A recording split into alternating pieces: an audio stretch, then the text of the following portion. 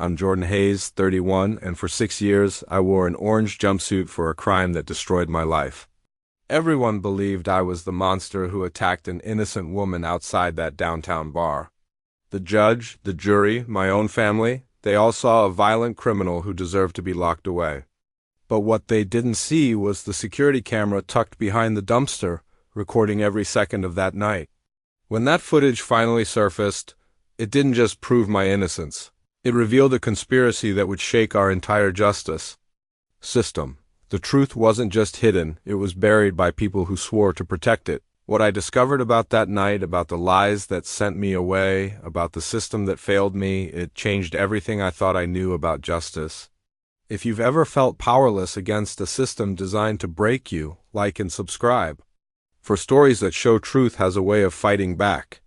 The crumpled receipt from Murphy's Tavern still sits in my wallet, a thin piece of paper that marks the last moment my life made sense. March 15th, 2017, 9:47 p.m., 2 beers and a basket of wings. That's all I wanted that night after a 14-hour shift pouring concrete for the new office complex downtown. I remember everything about that evening with painful clarity. The way the rain drummed against Murphy's windows, how the bartender, Mike, wiped down glasses with that same stained rag he'd been using for years. The smell of grease and stale beer that clung to everything in that place. I was a construction supervisor then, 25 years old with calloused hands and a future that seemed predictable in the best possible way. My crew respected me, my boss trusted me with the big projects, and I had Sarah waiting for me at home with plans for our wedding the following spring. I should have stayed inside when I heard the commotion in the alley. Should have minded my own business like my father always taught me. But when you hear someone screaming for help, you don't think, you just move. The alley behind Murphy's was darker than usual that night. The streetlight had been broken for weeks, and the rain made everything slick and treacherous. I stepped outside through the back door, my work boots splashing through puddles that reflected the neon beer signs from the bar's windows. That's when I saw her, a woman in her early 20s, blonde hair matted against her head, stumbling near the dumpster. She was clearly intoxicated, swaying dangerously close to the edge of the loading dock. My first instinct was concern. Was she hurt? Did she need help getting somewhere safe? "Hey, are you okay?" I called out, approaching slowly with my hands visible. I'd learned from years on construction sites that sudden movements could startle people, especially someone who seemed as disoriented as she was. She turned toward me, and I could see the confusion in her eyes, the way she struggled to focus. "I can't, where am I?" she mumbled, taking an unsteady step backward. That's when she fell. Not because I pushed her, not because I attacked her, but because the rain-slicked concrete and her intoxicated state made it inevitable. I reached out instinctively, trying to catch her, but my fingertips barely grazed her arm. Before she hit the ground hard, the sound of her head striking the pavement will haunt me forever. Wet thud that seemed to echo in the narrow alley. She lay there motionless for what felt like hours, but was probably only seconds. I dropped to my knees beside her, checking for a pulse, looking for signs of consciousness. "Can you hear me?" "I'm going to call for help," I said, pulling out my phone. But before I could dial 911, she stirred, her eyes opening with a confusion that quickly morphed into something else entirely, fear, then calculation.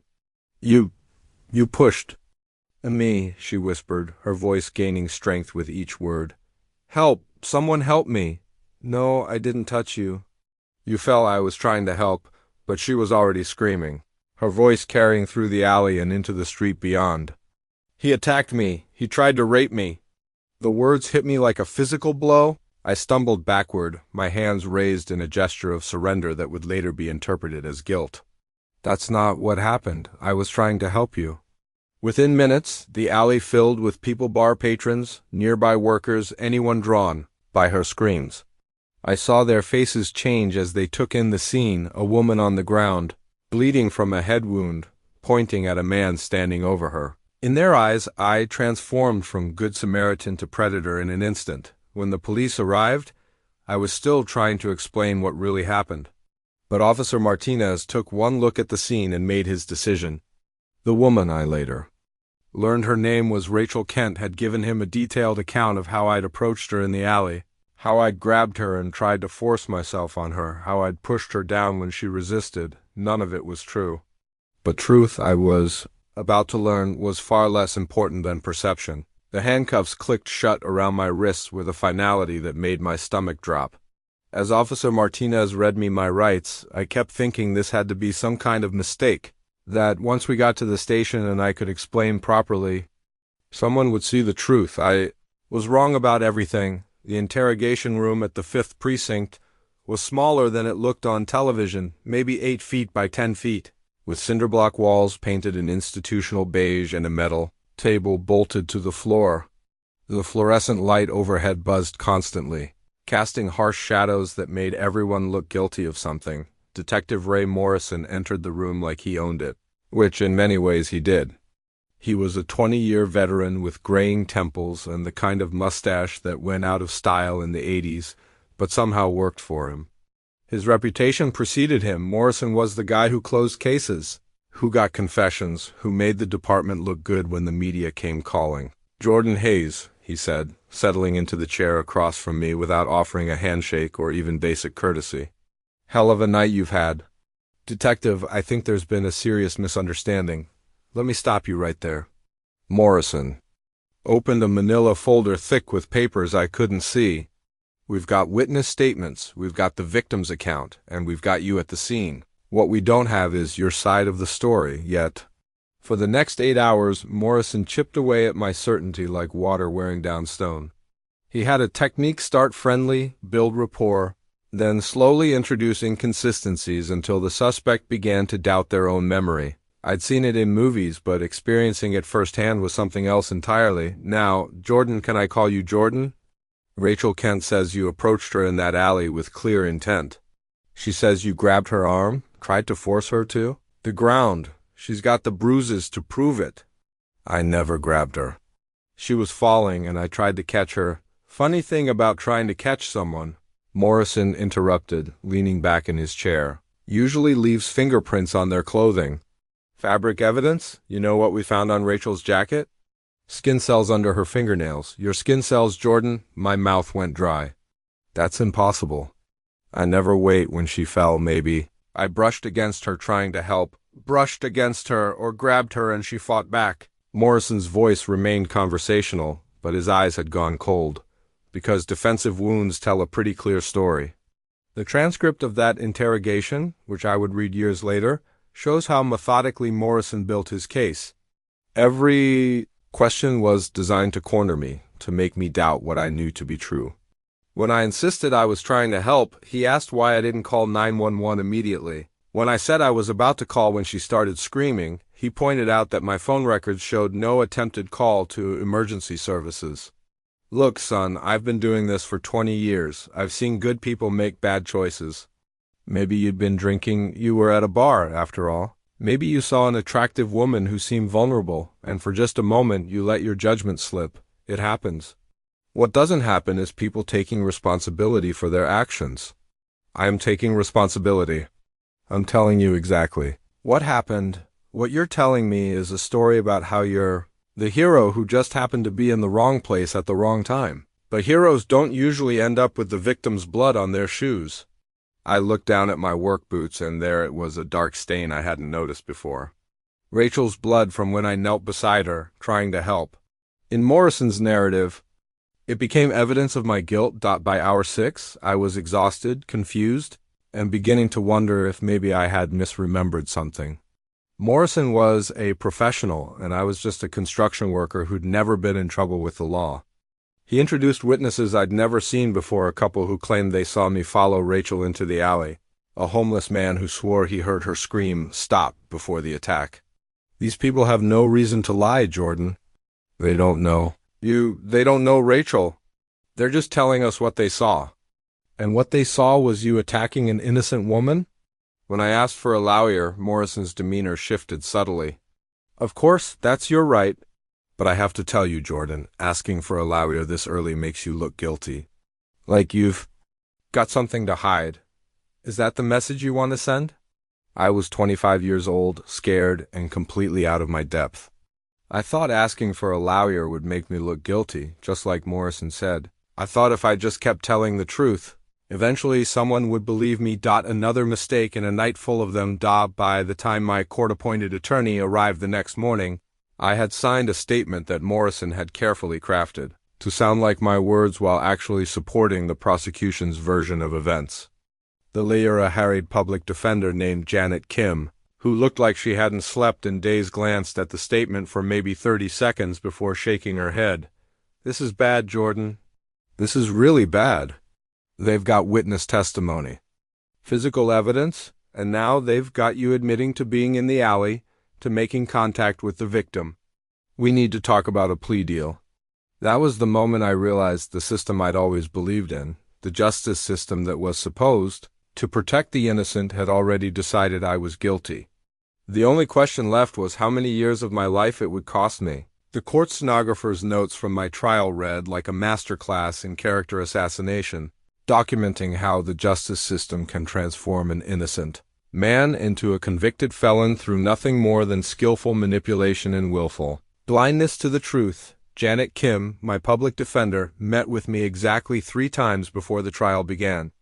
3 meetings, totaling maybe 4 hours, to prepare a defense for a case that would determine whether I spent the next decade in prison. During our final meeting, she was simultaneously reviewing my case file and texting someone about her daughter's soccer practice. "Look, Jordan, I'm going to be straight with you," she said without looking up from her phone. "The prosecution has a solid case. Witness testimony, physical evidence, victim testimony. Your best bet is to take the plea deal: assault in the second degree, 3 to 5 years with good behavior." The plea deal felt like signing my own death warrant. I'm not pleading guilty to something I didn't do. She finally looked at me then, and I saw something that chilled me more than Morrison's accusations: pity. Pure, unadulterated pity for someone she believed was deluding himself about his own guilt. Then we go to trial, and you're probably looking at 8 to 10 years. The jury's going to see a young woman who was brutally attacked, and they're going to want someone to pay for it. The evidence points to you, Jordan. I chose the trial anyway. Another mistake in what was becoming a pattern of catastrophic decisions. Prosecutor. Rachel Winters was everything Janet Kim wasn't: prepared, passionate, and absolutely convinced of my guilt. She wore her dark hair pulled back severely, and her navy suits were always immaculate. When she looked at me during jury selection, I could see the genuine disgust in her eyes. Her opening statement was a work of art, if you could call character assassination art. She painted me as a calculating monster who had followed Rachel Kent into that alley with specific intent to assault her. She used my size against me. At 6'2" and 200 pounds, I was described as towering and imposing. "Ladies and gentlemen of the jury," Winters said, pacing in front of them like a predator herself, "the defendant wants you to believe that he was a good Samaritan who just happened to be in the wrong place at the wrong time. But the evidence will show you that Jordan Hayes didn't stumble upon a crime, he committed one." She detailed what she claimed happened that night with the precision of someone who had been there, even though her entire narrative was built on lies and coerced testimony.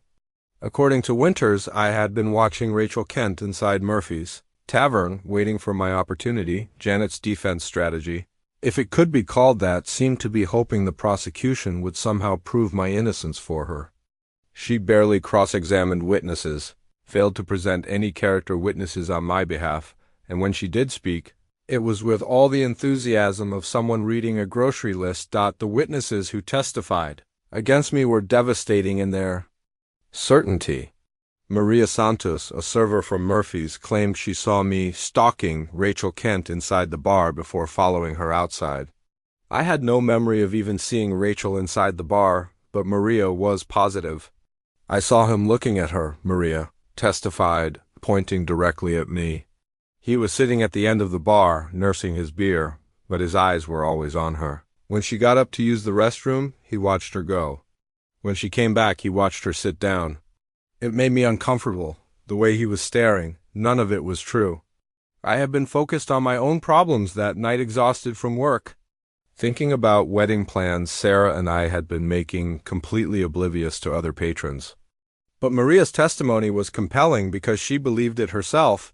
Then there was Dennis Foster, a homeless man who apparently lived in the alley behind Murphy's.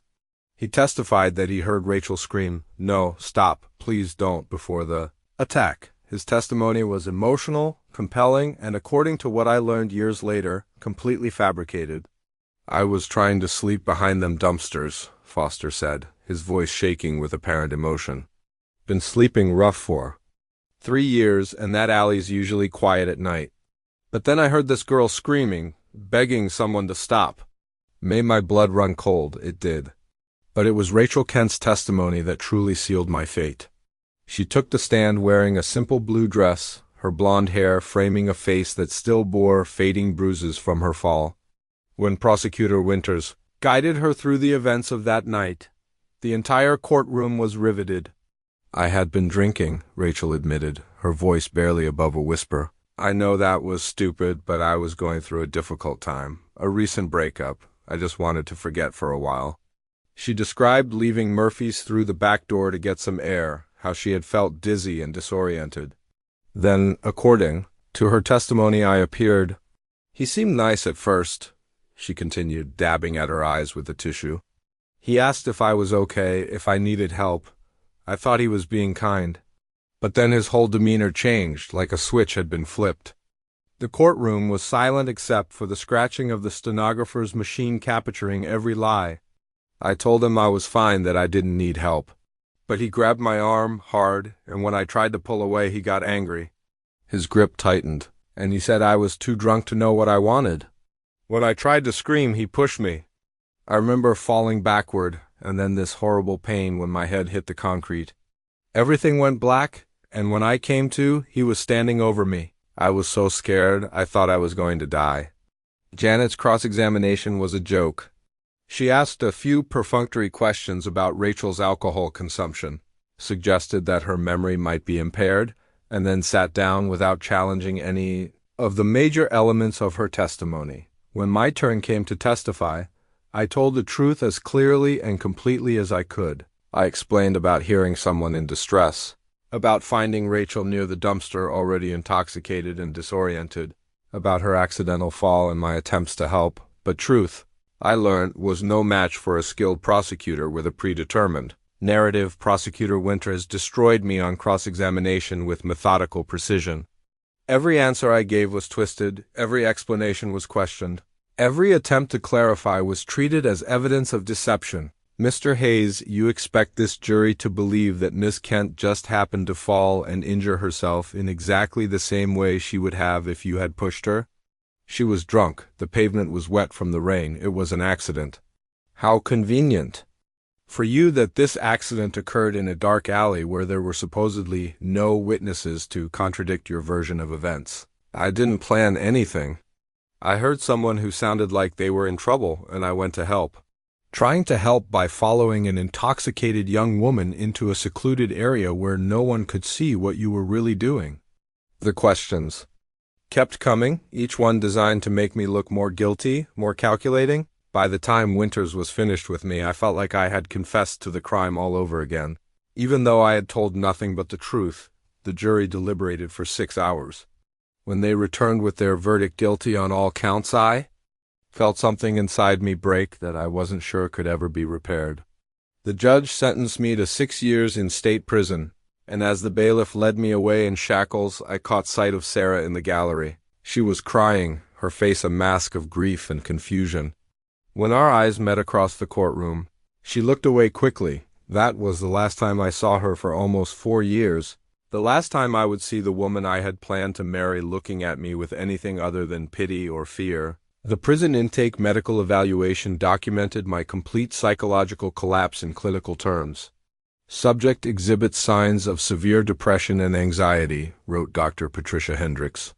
"Continues to maintain innocence despite overwhelming evidence. Demonstrates classic denial patterns common in sexual assault perpetrators." Even the prison psychologist had convicted me before we'd spoken for 5 minutes. Riverside Correctional Facility squatted on the horizon like a concrete tumor, surrounded by 3 rows of razor wire that glinted in the afternoon sun. The bus ride from the courthouse had taken 2 hours, during which I'd sat shackled next to a man who bragged about stabbing his neighbor over a property dispute. The intake process was designed to strip away every vestige of your former identity. They took my clothes, the cheap suit Janet Kim had insisted I wear to trial, and handed me an orange jumpsuit that smelled like industrial detergent and other people's despair. They photographed me from every angle, fingerprinted me again, and assigned me a number, 847,291. Hands against the wall, spread your legs, ordered Officer Kowalski, a thick-necked man with dead eyes who seemed to take personal pleasure in the humiliation process. The strip search was thorough, invasive, and completely dehumanizing.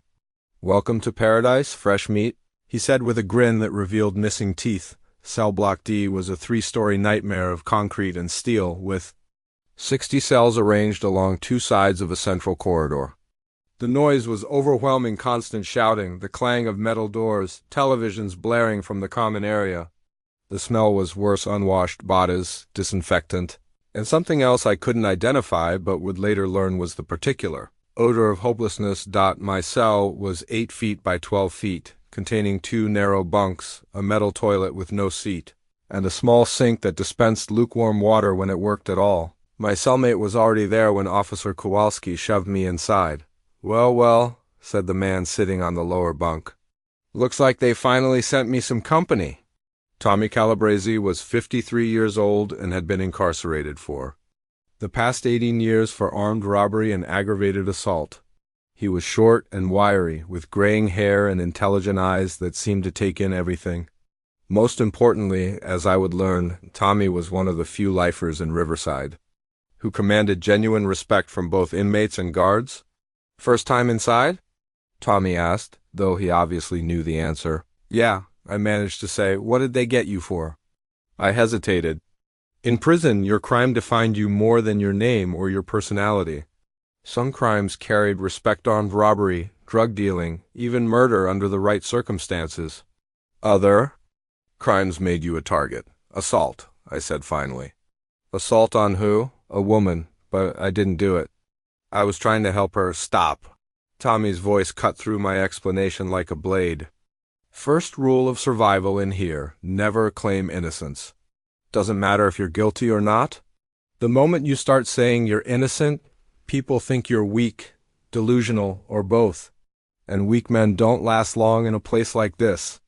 That first night, lying on the thin mattress, I listened to the sounds of my new world. Someone was crying 2 cells down. A guard was arguing with an inmate about medication. In the distance, I could hear what sounded like a fight breaking out. The next morning brought my first real lesson in prison survival.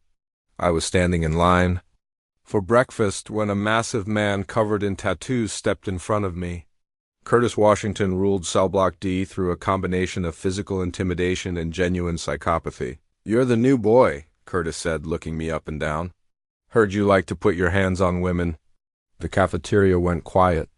Everyone was watching to see how the new fish would handle his first test. "There's been a misunderstanding," I said, trying to keep my voice steady. Curtis laughed and shoved me hard. "The misunderstanding is that you think you can come into my house and disrespect women without consequences." That's when Tommy appeared at my shoulder. "Curtis," he said calmly, "this one's with me." The change in Curtis was immediate. Whatever reputation Tommy had built over 18 years was significant enough that even Curtis wasn't willing to challenge it directly. "This ain't over," Curtis said, pointing at me. That night, Tommy shared the real rules of prison survival. "The hardest part isn't the violence or the guards," he said in the darkness. "It's remembering who you were before this place gets its hooks in you. Don't let them take your soul along with your freedom." The prison library card I carried became my lifeline, though it took me months to understand why. Card number L2847, issued to Jordan Hayes, represented more than just access to books. It was proof that I refused to give up on the idea that knowledge could somehow set me free. By my 3rd month at Riverside, I had learned the basic rhythms of institutional life. My work assignment was in the kitchen, which Tommy had arranged through connections I was only beginning to understand. Kitchen work meant access to better food, occasional contraband, and most importantly, respect from other inmates. "Keep your head down, do your work, And don't ask questions, advised Martinez, the head cook who had been at Riverside longer than some of the guards. I started on dish duty, spending hours elbow-deep in scalding water and industrial soap, scrubbing pots. That could hold enough food for a small army. It was mindless work, which was exactly what I needed. For 8 hours a day, I could focus on something other than the catastrophic injustice of my situation.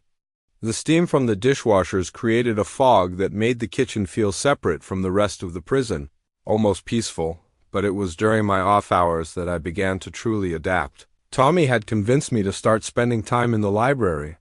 You want to survive this place and still be human when you get out, you need to keep your mind sharp. Prison can make you stupid if you let it. The librarian was Professor Williams, sentenced to life for embezzling funds from his university. He treated the library like his own personal kingdom and the books like sacred texts. What are you looking for? Professor Williams asked during my first visit. Legal books, I said. I want to understand what happened to me. He studied me for a moment, probably trying to determine if I was another jailhouse lawyer in the making or someone genuinely seeking knowledge. Third shelf from the top, section L12, start with Criminal Procedure by Winrib.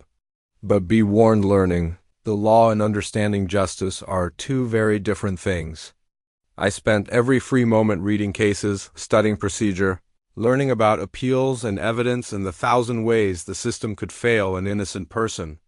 I read about DNA evidence that had freed hundreds of wrongfully convicted inmates, about prosecutor misconduct, about police corruption, about witnesses who lied and juries who convicted based on emotion rather than facts. The more I learned, the more I understood how perfectly I had been set up. Morrison had followed a playbook that was both illegal and disturbingly common: coerce witnesses, suppress evidence, manipulate the interrogation process to get statements that sounded like confessions. My family's letters began to change as the months passed. My mother's early messages were full of love and support, promises that she would find a way to prove my innocence. My father wrote about hiring a private investigator, about finding new evidence, about appeals that would overturn the verdict, but by month 6, the letters had changed.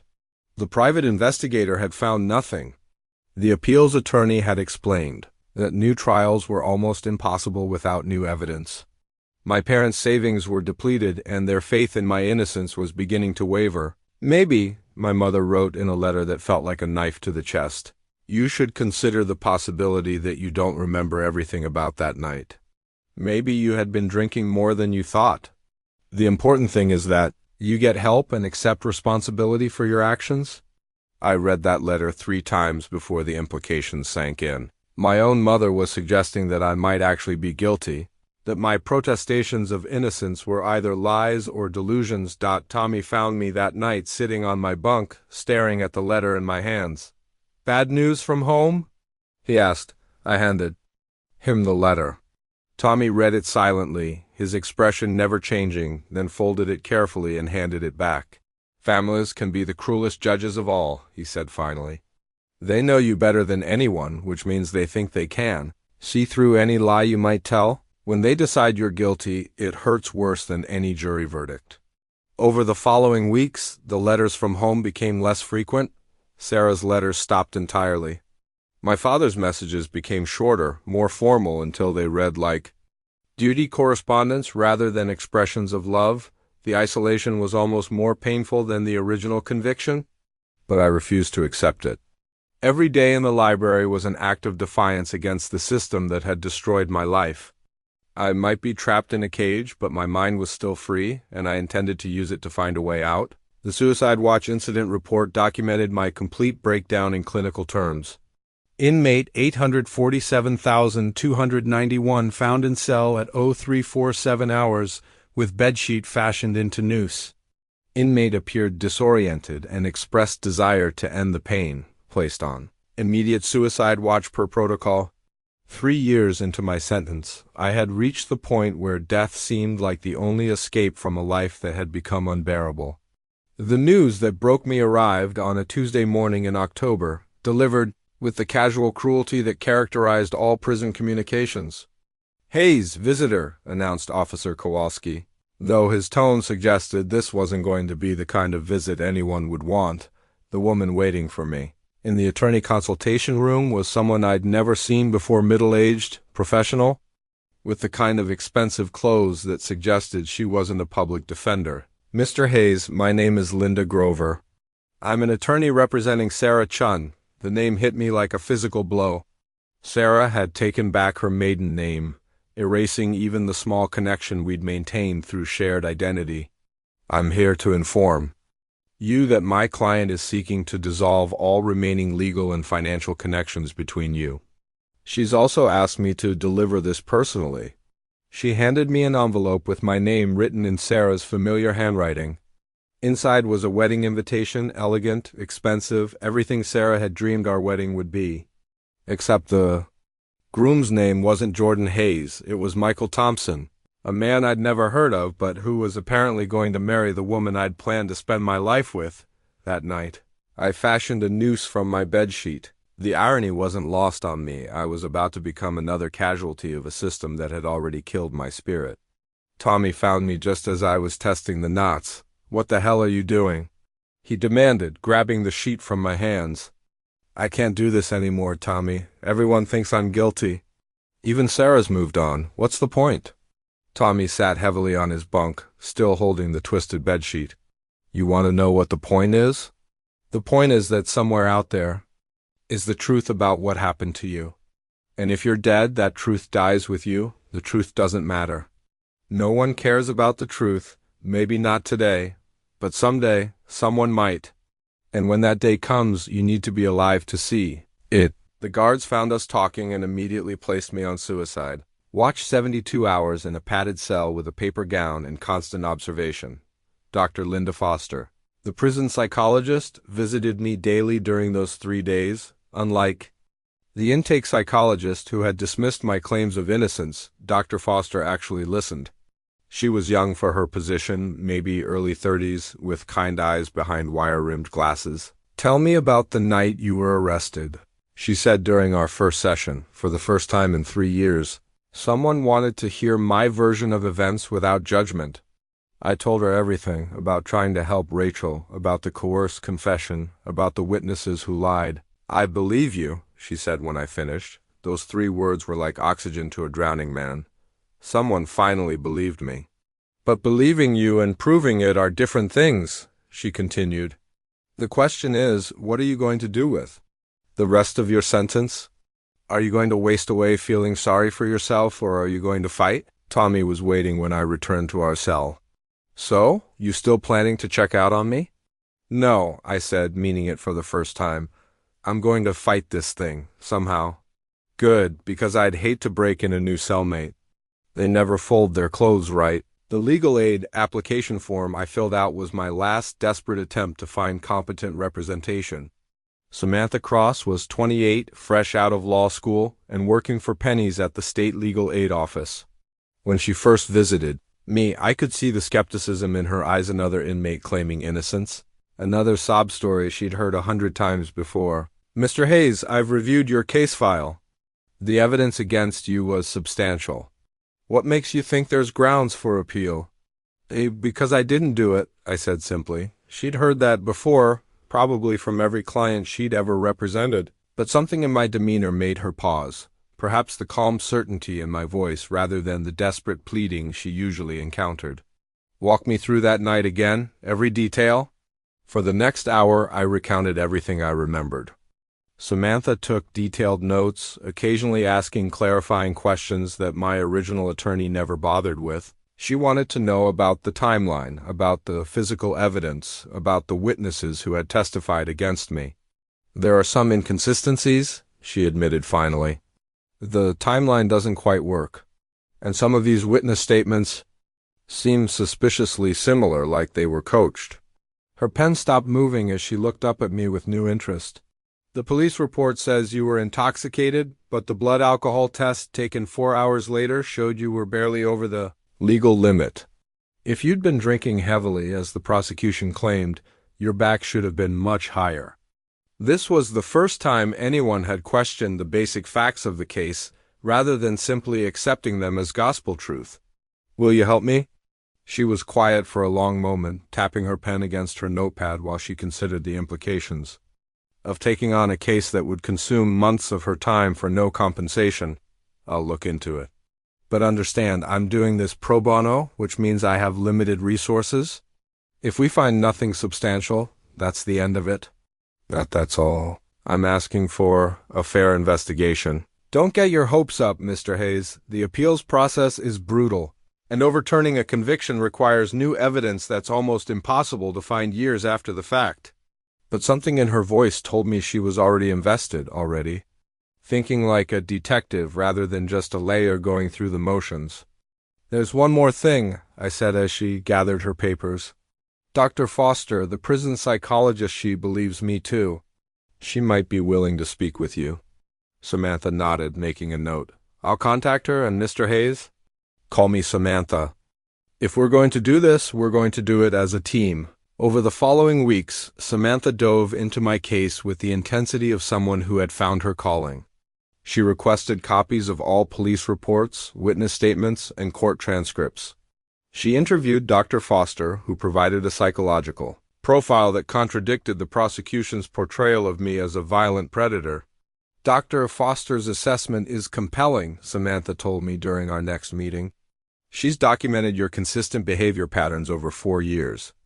You've never shown signs of aggression, never been involved in violent incidents, never exhibited the characteristics typically associated with sexual offenders. Will that be enough? It's a start, but we need more. We need to prove that the investigation was flawed or that key evidence was overlooked. The hope I felt was tempered by the knowledge that hope had disappointed me before. But for the first time since my conviction, I had an advocate who seemed genuinely committed to uncovering the truth rather than simply going through the motions of legal representation. The private investigator's initial report revealed the first cracks in the prosecution's case. Jake Morrison, no relation to Detective Morrison, was a former cop who specialized in wrongful conviction cases. Samantha had somehow convinced him to take my case for minimal payment, probably calling in favors and appealing to his sense of justice. I've re-interviewed 3 of the original witnesses, Jake reported during our next meeting in the prison conference room. 2 of them have changed their stories significantly. Maria Santos now admits she might have been mistaken about seeing you watch Rachel Kent inside the bar. She was high that night and her memory is fuzzy. This was the first good news I'd had in 4 years. My hands were shaking as I processed what he was saying, actual evidence that the case against me had been built on lies. What about Dennis Foster, the homeless man who claimed he heard Rachel scream? Jake's expression darkened. That's where it gets interesting. Foster died 2 years ago from an overdose. But before he died, he told several people at the homeless shelter that the police had paid him to lie about what he heard that night. My heart raced. Can we prove that? Working on it. I've got statements from 3 shelter workers who heard Foster's confession. More importantly, I'm looking into Detective Morrison's other cases. There's a disturbing pattern here. Samantha leaned forward intently. What kind of pattern? Morrison had an unusually high conviction rate, which made him popular with prosecutors and the police brass, but his methods were questionable at best. I've identified at least 12 cases where witness testimony seems to have been coerced or fabricated. 12 cases? I couldn't believe what I was hearing. Morrison was under pressure to close high-profile cases quickly. Your case landed on his desk at exactly the wrong time. You became the perfect scapegoat for a detective who needed a win. 4. The first time since my conviction, I felt something I'd almost forgotten: hope. Not just hope for my own freedom, but hope that the truth might actually matter. There's something else, Jake continued. I found financial records showing unusual cash withdrawals from Morrison's account around the time of your trial. Always. In amounts under $10,000 to avoid federal reporting requirements. Bribe money? Samantha asked. That's my theory. But proving it will be difficult. Morrison was careful to avoid creating a paper trail. Jake opened his laptop and showed us a spreadsheet he'd created tracking Morrison's cases over the past 5 years. The pattern was undeniable: witnesses who changed their stories after talking to Morrison. Evidence that conveniently appeared just before trial, suspects who confessed after unusually long interrogations. Look at this case from 2 years before yours, Jake said, pointing to the screen. A man named Christopher Lee was convicted of armed robbery based largely on the testimony of a witness, who initially told police he couldn't identify the perpetrator. After 3 meetings with Morrison, suddenly the witness was certain it was Lee. What happened to Lee? He's serving 12 years upstate. Still maintains his innocence. I think Morrison railroaded him the same way he railroaded you. As they prepared to leave, Samantha turned back to me. Jordan, I need you to prepare yourself for the possibility that even if we prove misconduct, it might not be enough to overturn your conviction. The legal system is reluctant to admit its mistakes, especially ones this big. I understand. But we have to try. We will, and Jordan? Start thinking about what you want your life to look like when you get out of here. Because I'm beginning to believe that day is going to come. The investigation was expanding beyond my case. Jake had identified a network of corruption that reached from street-level cops to the prosecutor's office. But unraveling it would take time, and time was something I was running out of both in terms of appeal deadlines and my own sanity. Detective Morrison's personal notepad, obtained through a Freedom of Information Act request, contained handwritten notes that chilled me to the bone. Witness needs motivation, he'd written about Dennis Foster. Santos uncertain work on her story. Timeline problematica just as needed. This is evidence of witness tampering, Samantha explained excitedly during our next meeting. Morrison wasn't just conducting a sloppy investigation. He was actively manufacturing evidence to fit his predetermined conclusion. The more we dug, the clearer the picture became. Morrison was under immense pressure from his captain to maintain his conviction rate.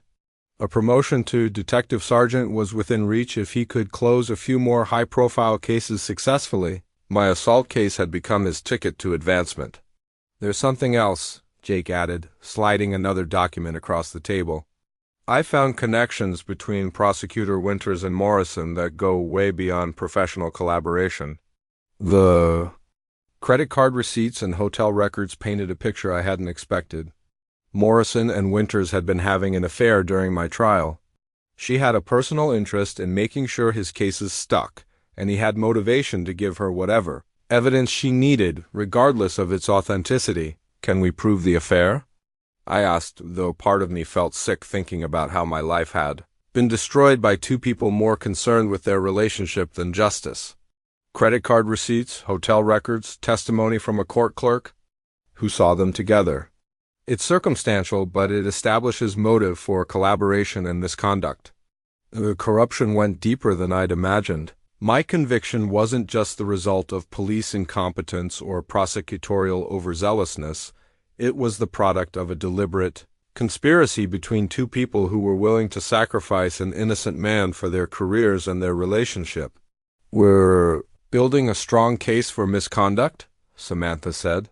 But we still need something that directly contradicts the evidence presented at trial. The affair and witness tampering show corruption, but we need proof of your actual innocence. What? About Rachel Kent herself? Have you tried to interview her? Jake shook his head. She's refused all contact. Moved out of state shortly after your trial and has been uncooperative with any attempts to reach her. That seems suspicious. It does. But it could also just be someone trying to move on from a traumatic experience. We can't assume her silence means guilt. As they prepared to leave, I felt a mixture of hope and frustration. We were uncovering evidence of a corrupt system, but the truth about that night in the alley remained elusive. There's one more avenue we're exploring, Samantha said as she gathered her papers. We're looking into whether there might have been any security cameras in the area that weren't discovered during the original investigation. After 6 years? It's a long shot, but construction projects sometimes use temporary security cameras that get forgotten. If we're lucky, someone might have recorded something that night. The evidence of corruption was mounting, but I knew that corruption alone might not be enough. We needed something definitive, something that would prove beyond any doubt that I was innocent of the crime that had destroyed my life. How long do we have? I asked. The statute of limitations for filing new evidence claims expires in 8 months, Samantha explained. After that, our options become much more limited. 8 months to find the smoking gun that would set me free. 8 months to prove what I'd known all along, that I was an innocent man who had been sacrificed on the altar of prosecutorial ambition and police corruption. The handwritten letter arrived at Samantha's office on a Tuesday morning, tear-stained and nearly illegible. Margaret Wells, Rachel Kent's mother, had finally decided to speak after 6 years of guilty silence.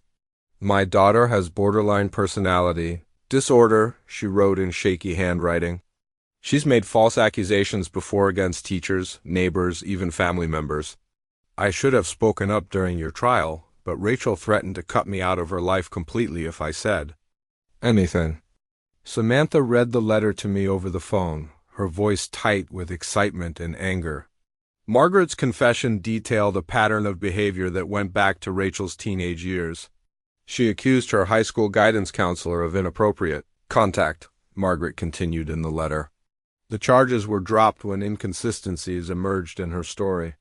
She accused a college professor of harassment. Again, the investigation found no evidence. There have been others over the years. Most damaging of all, Margaret revealed that Rachel had been taking medication for her condition but had stopped shortly before the incident at Murphy's Tavern. "She was drinking heavily and not taking her pills," the letter continued. "When she's in that state, she becomes paranoid, aggressive, and prone to making up elaborate stories to explain away her injuries or embarrassment. I think that's what happened that night. She fell, hurt herself, and in her confused state created a story that made you the villain." "This changes everything," Samantha told me. "A documented pattern of false accusations completely undermines the prosecution's case. But we need to verify Margaret's claims. Will she testify?" "She's willing to sign an affidavit. She's terrified of her daughter, apparently. Rachel has threatened her before when she tried to speak up about these incidents, but Margaret says she can't live with the guilt anymore." Within a week, Jake had verified most of Margaret's claims.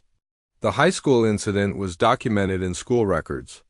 The college professor's case had generated a police report that was eventually closed due to lack of evidence. There were at least 3 other incidents where Rachel had made accusations that couldn't be substantiated. "The pattern is undeniable," Jake reported. "Rachel Kent has a history of making false accusations when she's under stress or has been drinking. The prosecution either didn't know about this history or deliberately concealed it."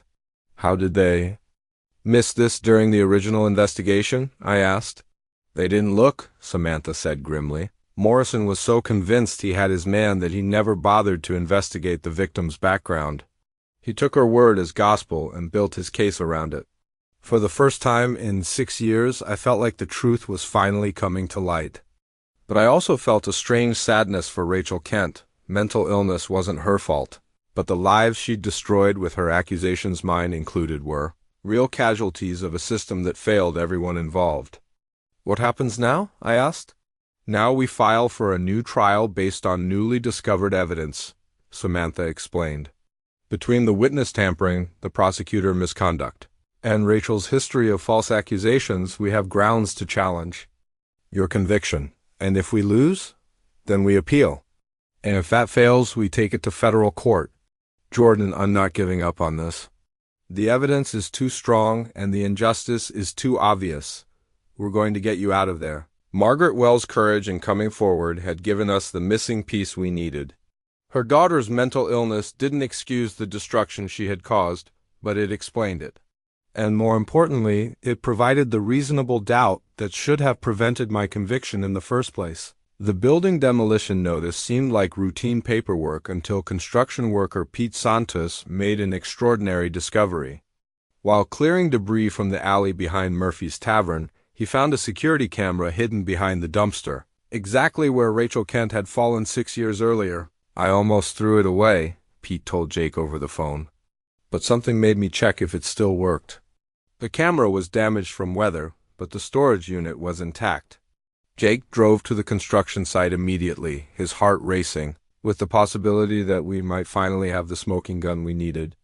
The camera was small, designed for discreet surveillance, and had apparently been installed by the previous building owner as security against vandalism. The footage is 6 years old and partially corrupted, Jake explained during his next visit to the prison. But what we can see is clear enough to show what really happened that night. Samantha had brought a laptop to show me the video. My hands shook as she opened the file and pressed play. The alley appeared on screen, dimly lit and grainy, but recognizable. There I was, walking out the back door of Murphy's Tavern. There was Rachel, already stumbling near the dumpster, clearly intoxicated and disoriented. The footage showed our brief conversation, her accidental fall, and my immediate attempt to help her. Most importantly, it showed that I never touched Rachel before she fell. She stumbled backward on her own, lost her balance on the wet pavement, and struck her head on the concrete. I rushed to help her, knelt beside her to check if she was conscious, then stood up when she began screaming. "This proves everything," Samantha said, pausing the video. "You didn't attack her, you didn't push her.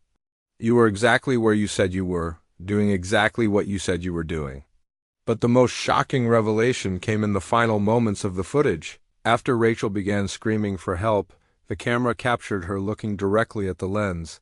She knew the camera was there. She had known all along that her lie could be exposed. "She covered it up," I whispered, the full scope of her deception, hitting me like a physical blow. She knew about the camera and made sure no one found it during the investigation. The question is, how did she know about it, and who helped her keep it hidden? Jake wondered aloud. "Does it matter?" I asked. "This video proves my innocence beyond any doubt." "It does," Samantha agreed. "But we need to move fast. The prosecution will fight to suppress this evidence, and they'll argue that the chain of custody has been compromised since the camera wasn't discovered during the original investigation." Within hours of the discovery, Samantha filed an emergency motion for a new trial. The local news picked up the story. New evidence emerges in 6-year-old conviction. But our celebration was premature. Prosecutor Winters, now in her 50s, and head of the district attorney's major crimes unit, immediately challenged the admissibility of the footage. "This alleged evidence has been sitting in an alley for 6 years, she argued in court papers. "There's no way to verify its authenticity, or ensure it hasn't been tampered with." "She's scared," Jake observed. "If your case gets overturned, it opens the door to reviewing every conviction she obtained with Morrison. Her entire career could crumble." The irony wasn't lost on me. The same prosecutor who had built her career on my wrongful conviction was now fighting desperately to keep the truth buried. But the truth had a way of surfacing, even after 6 years hidden behind a dumpster. The court filing timestamp showed we had submitted our emergency motion with less than 24 hours to spare before certain statutes of limitations would expire. The prosecutor's office immediately began deploying every legal weapon at their disposal to prevent the security footage from seeing the inside of a courtroom. "They're claiming the video is inadmissible because the chain of custody was broken," Samantha explained during a hurried phone call. "They're also arguing that even if authentic, it doesn't definitively prove your innocence." Rachel Winters had her reputation and career on the line. As head of major crimes, she had built her legacy on a foundation that included my conviction. If that conviction crumbled, it would cast doubt on dozens of other cases she had prosecuted. Over the years, "She's filed for an expedited hearing to suppress the evidence," Samantha continued. "We have 3 days to prepare our response." Meanwhile, Detective Morrison had made a suspicious move. Just weeks after news of the security footage broke, he had suddenly submitted his retirement papers and relocated to Florida, far from any potential investigation or subpoena. "Convenient timing," Jake noted grimly. "He's putting himself beyond the reach of local prosecutors and making it harder for us to compel his testimony." The media attention was intensifying. Local news stations were running nightly segments about my case, and social media had picked up the story. #JusticeForJordan was trending, with thousands of people sharing the security footage and demanding my release. But public opinion, while gratifying, wouldn't be enough. We needed legal victory. "The hearing is scheduled for Friday," Samantha told me during her final visit before the proceeding. Judge Patricia Knox will decide whether the jury gets to see the footage that proves your innocence. Judge Knox had a reputation for fairness and wasn't afraid to overturn convictions when the evidence warranted it. But she was also a stickler for proper procedure and wouldn't allow evidence that had been improperly obtained or handled. What if she rules against us? Then we appeal immediately. But Jordan, I need you to prepare for the possibility that this could take months or even years more. The system doesn't like admitting its mistakes, especially ones this big. I've waited 6 years. I can wait longer if I have to. That's the spirit. But I don't think you'll have to wait much longer. The evidence is too strong and the public pressure is too intense. Someone's going to have to answer for what happened to you. Dr. Foster visited me the night before the hearing. Our relationship had evolved beyond doctor and patient. She had become my closest confidant and strongest advocate outside of my legal team. Whatever happens tomorrow, she said, remember that you've already won the most important battle. You never gave up believing in your own innocence, and you never let this place break your spirit. What if the judge rules against us? Then we keep fighting. But Jordan, I've seen the footage. I've read the evidence. No reasonable person could watch that video and believe you're guilty of assault. As I lay in my cell that night, listening to the familiar sounds of prison life, I tried to imagine what freedom would feel like. After 6 years, the idea seemed almost abstract. But for the first time since my conviction, it also seemed possible. The emergency hearing before Judge Patricia Knox was standing room only, packed with reporters, supporters, and curious observers who had followed my case in the media. Dr. Foster sat in the front row, along with Tommy, who had been granted special permission to attend. Judge Knox was known for her no-nonsense approach and her willingness to admit when the system had failed. As she reviewed the evidence before her, I could see her carefully weighing each argument. This court will now review the security footage that the defense claims exonerates the defendant, she announced. When the video played on the courtroom monitors, the reaction was immediate and electric. Gasps echoed through the gallery as people watched the truth unfold on screen. Even some of the prosecutors looked uncomfortable as they witnessed the complete contradiction of their case. The footage was grainy but clear enough to see everything that mattered. Rachel stumbling near the dumpster, already disoriented from alcohol, my approach from the bar's back door, our brief conversation, her accidental fall, my immediate attempt to help. Her look directly at the camera after she began screaming, Samantha, stood to address the court. Your Honor, this video completely exonerates my client. It shows beyond any doubt that Mr. Hayes was attempting to help Miss Kent, not attack her. The prosecution's entire case was built on a foundation of lies. Prosecutor Winters rose to object, but her usual confidence was noticeably shaken. Your Honor, this footage raises more questions than it answers. The defendant's actions could still be interpreted as threatening, and the video quality makes definitive conclusions impossible. But her objections sounded desperate, even to her own team. The video was damning in its clarity. I had done nothing wrong, and everyone in that courtroom could see it. Judge Knox called Rachel Kent to testify. Now 31, she appeared visibly uncomfortable as she took the stand. Under oath, her carefully constructed story began to crumble under Samantha's methodical cross-examination. Miss Kent, Samantha began, you testified at the original trial that Mr. Hayes pushed you to the ground. Having now seen the security footage, do you maintain that testimony? Rachel shifted uncomfortably in her chair, her hands trembling slightly. I was confused that night. I had been drinking, and I wasn't thinking clearly. But you were clear enough to know about the security camera, weren't you? I don't remember seeing any camera, yet the footage clearly shows you looking directly at it after your fall, before you began screaming for help.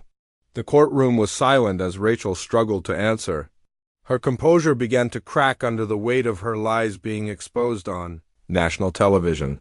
Miss Kent, you have a documented history of making false accusations when you're under stress or have been drinking, don't you? I have problems, Rachel admitted, tears beginning to flow. I was scared and confused, and when I saw him standing over me, I panicked. I have borderline personality disorder, and when I'm not taking my medication and I'm drinking, I don't always think clearly. Finally, she broke down completely. I'm sorry, she sobbed. I fell and hurt myself, and I was embarrassed and scared. I made up the story because I didn't want to admit how drunk I was. I never meant for it to go this far. I'm so sorry. Judge Knox watched the video 2 more times before speaking. After reviewing all evidence presented, including this newly discovered security footage and testimony regarding the defendant's documented history, this court finds that Mr. Hayes has been the victim of a grave miscarriage of justice. She paused, looking directly at me. Mr. Hayes, you have spent 6 years in prison for a crime you did not commit. While this court cannot give you back those years, it can and will ensure that justice is finally served. The conviction of Jordan Hayes is hereby overturned. All charges are dismissed. Mr. Hayes, you are free to go. The courtroom erupted in cheers and applause. I felt Tommy's hand on my shoulder as tears streamed down my face. Dr. Foster was crying too, along with half the people in the gallery. As the bailiff removed my handcuffs for the final time, Judge Knox had one more thing to say. This case represents a systemic failure that must be addressed. I am ordering a full investigation into the conduct of all parties involved in the original prosecution. The internal police memo, leaked to the press within hours of my exoneration, revealed the panic spreading through the entire criminal justice system. Damage control protocols in effect, read the subject line. All Morrison cases under immediate review. Detective Morrison's sudden retirement had triggered a comprehensive audit of his 20-year career. What investigators found was a pattern of misconduct that went far beyond my case. 18 convictions are being reviewed, Jake reported. During our first meeting as a free man, Morrison's entire career is collapsing under scrutiny. The FBI has opened a federal investigation into civil rights violations. Prosecutor Rachel Winters faced ethics violations and potential criminal charges for her role in the conspiracy. The State Bar Association had launched disciplinary proceedings that would likely end her legal career. She's claiming she was misled by Morrison, Samantha explained. But the evidence of their affair and coordinated misconduct makes the defense difficult to maintain. The political fallout reached the highest levels of city government. The mayor faced calls for resignation over his failure to oversee the police department. The police chief had already announced his retirement, citing health reasons that fooled no one. Most importantly, other victims of the Morrison-Winters collaboration were coming forward. Men and women who had been railroaded by the same corrupt system that destroyed my life were finally seeing hope for justice. 12 cases have been overturned so far, Jake continued. The district attorney's office estimates that eventually 20 or more convictions may be thrown out. The financial cost to the city was staggering millions in settlement payments, legal fees, and the expense of reinvestigating decades of questionable cases. But the human cost was immeasurable. Families destroyed, lives ruined, years stolen from innocent people. There's talk of creating a conviction review unit, Samantha told me. A permanent office dedicated to investigating claims of wrongful conviction. Your case has become the catalyst for systemic reform. For the first time in years, I felt like something positive might come from my suffering. If my 6 years in, prison could prevent others from experiencing the same injustice, then maybe it would all mean something. The media coverage was intense but mostly sympathetic. Editorial boards called for comprehensive police reform. Legal experts discussed the need for better oversight of prosecutors. Civil rights organizations used my case as an example of systemic failures that required immediate attention. You've become a symbol, Dr. Foster told me during one of our first sessions after my release. People see your story as proof that the system can be wrong, that innocent people really do get convicted.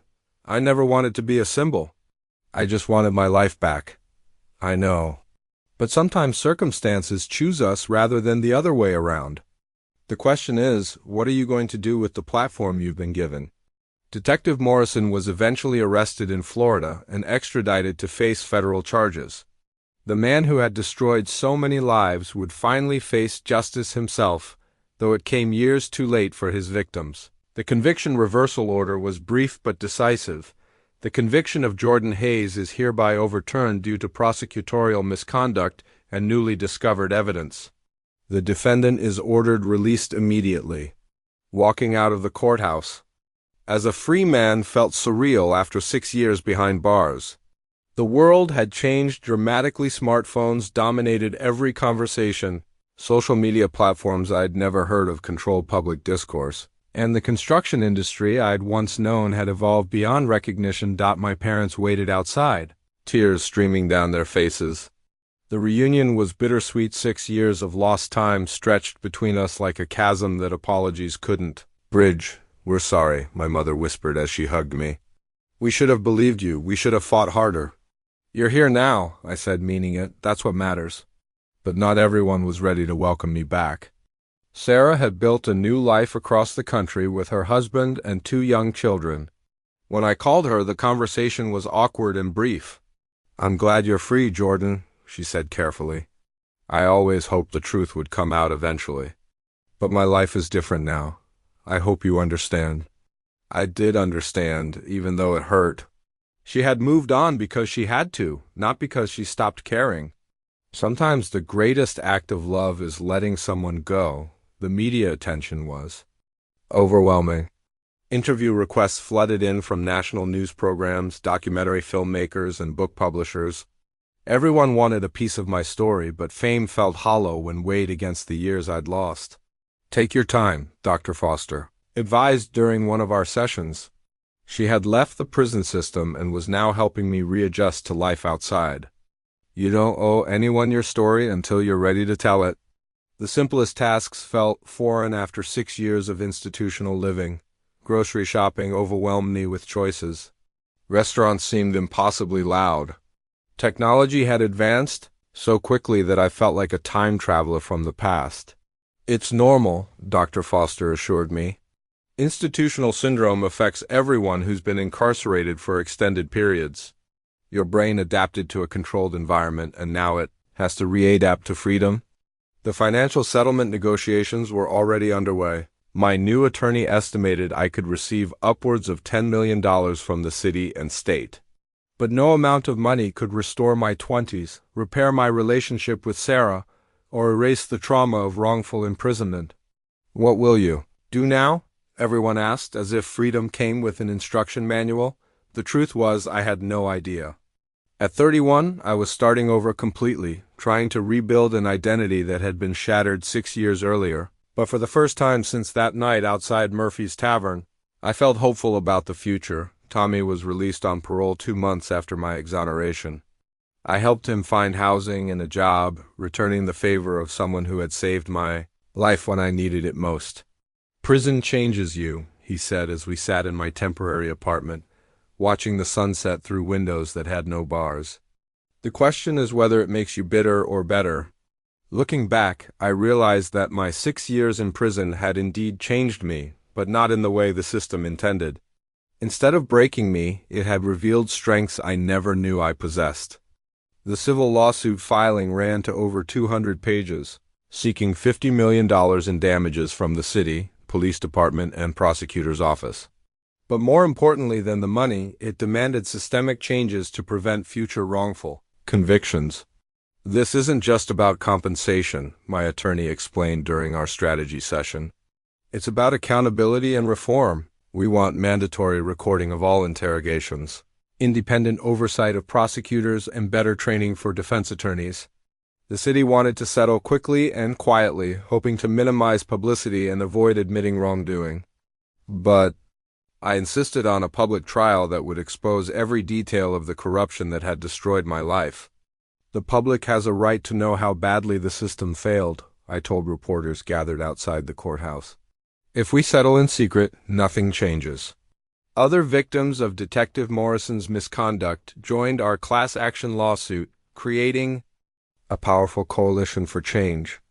Men who had served decades for crimes they didn't commit, families torn apart by false convictions, witnesses who had been coerced into lying, all united in demanding justice. The state legislature invited me to testify about criminal justice reform. Standing at the witness table where I had once been convicted, I spoke about the need for fundamental changes to a system that valued conviction rates over truth. Every wrongful conviction represents a double failure, I told the assembled lawmakers. An innocent person loses their freedom, and the real perpetrator remains free to commit more crimes. We must do better. The reforms we proposed were comprehensive: mandatory recording of all police interrogations, creation of conviction review units in every district attorney's office, better funding for public defenders, and compensation programs for the wrongfully convicted. "This is Jordan's law," announced Senator Patricia McKenna, the bill's primary sponsor. "Named for a man who lost 6 years of his life to a corrupt system, but who emerged determined to ensure no one else suffers the same fate." Detective Morrison was eventually sentenced to 8 years in federal prison for civil rights violations. The judge noted the breathtaking scope of his misconduct and the irreparable harm caused to dozens of innocent victims. Rachel Winters received 3 years for her role in the conspiracy. During her sentencing, she looked directly at me and mouthed the words, "I'm sorry." I nodded in acknowledgement, not forgiveness, exactly, but recognition that she, too, was human and capable of redemption. The irony wasn't lost on me that the people who had destroyed my life in pursuit of their careers were now seeing their own careers destroyed in turn. Justice had a way of coming full circle, even when it took years to arrive. "You could have been bitter," Dr. Foster observed during one of our sessions. "You could have emerged from prison angry and vengeful. Instead, you've chosen to channel your experience into positive change." "Bitterness would have meant they won," I replied. "The best revenge is building something better from the ashes of what they destroyed." The settlement, when it finally came, was larger than anyone expected: $12 million, plus agreement to implement all the reforms we had demanded. But more satisfying than the money was the knowledge that future defendants would have better protections than I had. The scholarship letter from State University Law School offered me a full ride specifically designed for wrongfully convicted individuals seeking legal education. At 37, I was starting over completely, but for the first time in years, I felt optimistic about the future. "You've been through hell," Dr. Linda Foster told me as we walked through the law school campus together. Our relationship had evolved far beyond doctor and patient during my appeals process. She had stood by me when no one else would, and now we were building something new together. "But look what you've accomplished," she continued. "You didn't just prove your innocence, you exposed an entire corrupt system and forced real change." The Jordan Hayes Foundation for Wrongful Conviction Cases opened its doors 6 months after my release, funded by my settlement with the city. Our mission was simple: ensure that no innocent person would suffer what I had suffered. "We've helped overturn 14 convictions in our first year," my foundation director reported during our board meeting, "and we have 47 active cases under investigation." The work was emotionally demanding but deeply fulfilling. Every innocent person we freed, every family we reunited, every corrupt official we exposed felt like a small victory against the system that had tried to break. And me. Tommy became one of our most effective advocates. "Nobody understands the system like someone who's been ground up by it," he often said during his speaking engagements at law schools and police academies. Rachel Kent never faced criminal charges for her false accusation. Part of me wanted to see her punished, but I understood that her mental illness had played a role in the tragedy. She had since received treatment and was reportedly doing better, though we had no direct contact. "Forgiveness doesn't mean forgetting," Dr. Foster explained when I struggled with my feelings about Rachel. "It means choosing not to let anger poison your future." Standing in my office, surrounded by case files of other innocent people fighting for their freedom, I reflected on the strange journey that had brought me here. 6 years of my life had been stolen, but in losing everything, I had found my true purpose.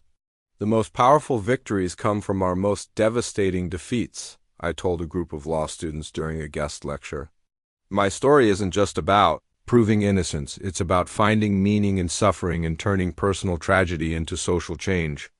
The security camera that had saved my life now sits on my desk as a reminder that truth, no matter how deeply buried, has a way of surfacing. Sometimes justice takes years to arrive, but when it does, It can transform not just individual lives, but entire systems. I still think about that night outside Murphy's Tavern, about the split-second decision to help someone in distress that cost me 6 years of freedom.